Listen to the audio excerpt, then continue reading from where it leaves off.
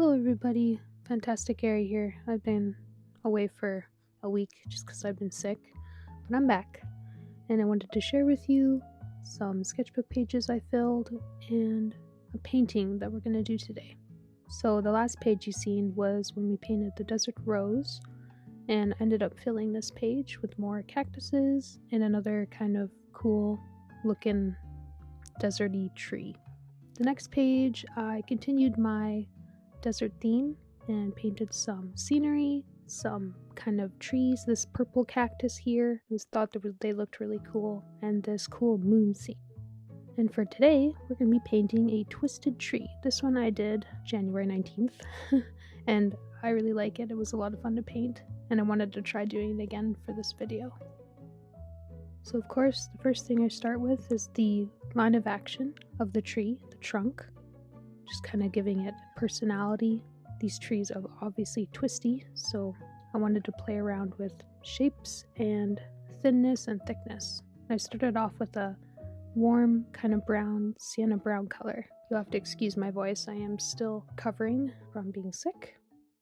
Yeah, I take the color and then I create my shape as always, and then I add in my darker tones, and I notice like with the bark, I really like using this my flat angular shader brush. I use it for this whole painting, and I can get really cool lines that twist. Most angular, but still believable that it's part of the trunk of a tree. I had to kind of turn the brush over every now and then to get the lines that I wanted, and it was really fun kind of going up through the trunk of the tree with the different lines. You'll see in the further part of the video. Of course, we have to establish the tree is attached to the ground. And then I take in a darker color and I kind of offset the trunk a little bit on the right side, kind of just trying to play with that twisting, because I noticed a lot of the bark, it twists in and out of each other all the way around the tree. And to create that kind of illusion, I used different colors of browns to wrap around the tree. It was really fun adding in the tiny little bark details, because I could just make a little, I could go off the shape and not worry about sticking to the shape itself, because bark is it sticks out sometimes and not very predictable. It adds a really cool effect at the end.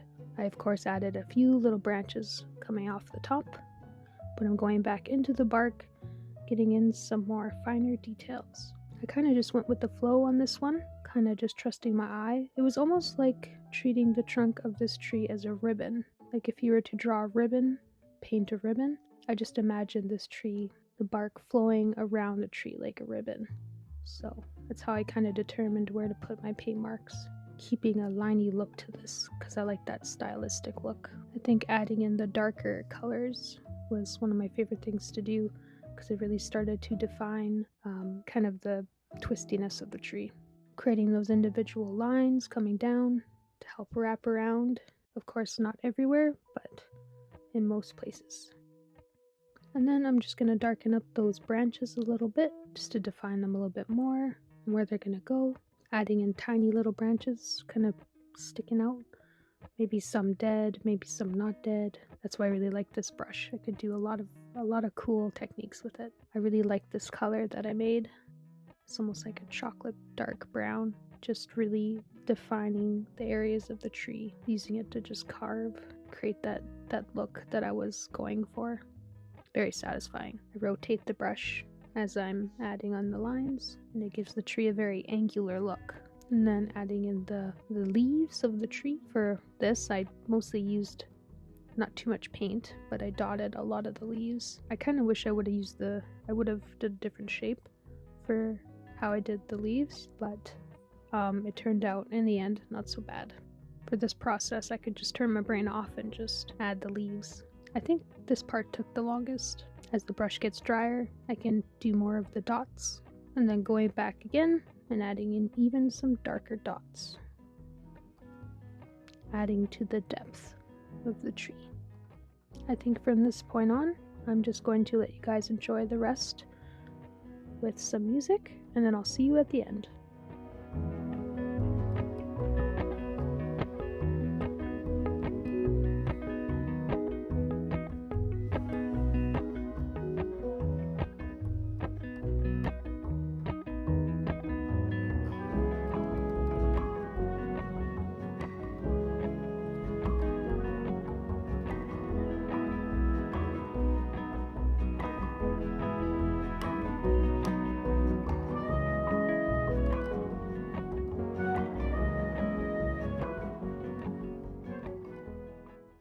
So I am satisfied with the result. I still prefer the tree that I did on the left. Of course, these are from reference. The tree on the right, I used a couple different references and then I went off in my own direction, which I like about that. If I was to change anything, I would probably just maybe the shapes of the leaves. But now that I look at it, overall it does looks alright. I liked how I incorporated the ground too. Just the stylistic look of the tree overall I found was very satisfying. Yeah, so I'm not up to my 100% energy yet, but I hope you guys enjoyed this video. I'm glad I was able to get one out after being sick. Comment below what you think and if you've ever painted any twisty trees. And I will see you guys next week. Every Friday, videos are uploaded, and you can check out my in-print shop if you're interested in buying any of my prints or stickers and whatnot. And yeah, okay guys, thank you for watching, and I'll see you next week. Bye-bye.